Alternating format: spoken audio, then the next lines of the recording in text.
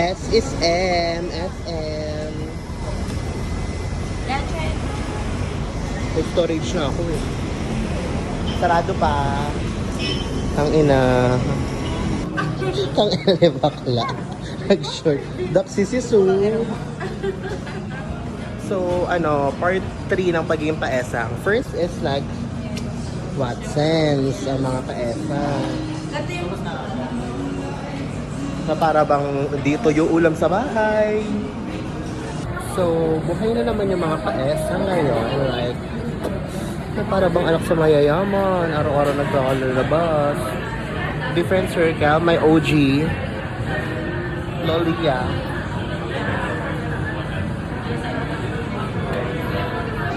Siguro, yung papa namin.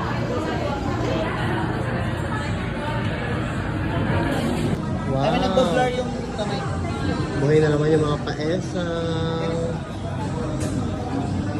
Perfect. Mga anak sa mayayaman. Mga anak sa mayayaman. Cloud chaser. Mga sobrang pasosyal na lang talaga kahit yung ulam sa bahay. Ang kape, 160. Ang ulam sa bahay, tuyo, 20. Tatanggal ba yung gawin? Yung matangkad? Matangkad? Si Charles yung nag-aano dito. Ayan. Pidona. Masarap yung kape nila, te. True. Lasang tugay. Papatayin ka. Tingnan mo pala nila.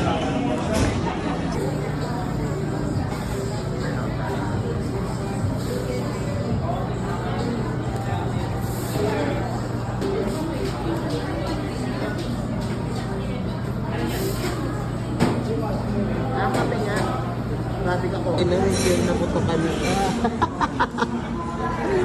Emergencies. Tagina mo.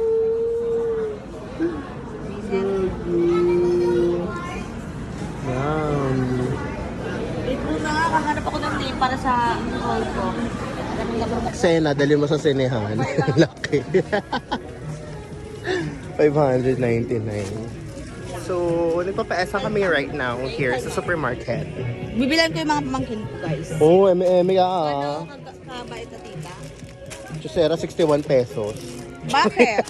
Bakit saksa ko sa pepe mo? May assorted yan ah. Nainggit tuloy ako kay Lia. Bumili din ako para kay Bella. Doon tayo, te. May Kasi, mga candies doon. Hindi tira ako eh. Hindi ako pwedeng papalamang, Bea. At ang ina,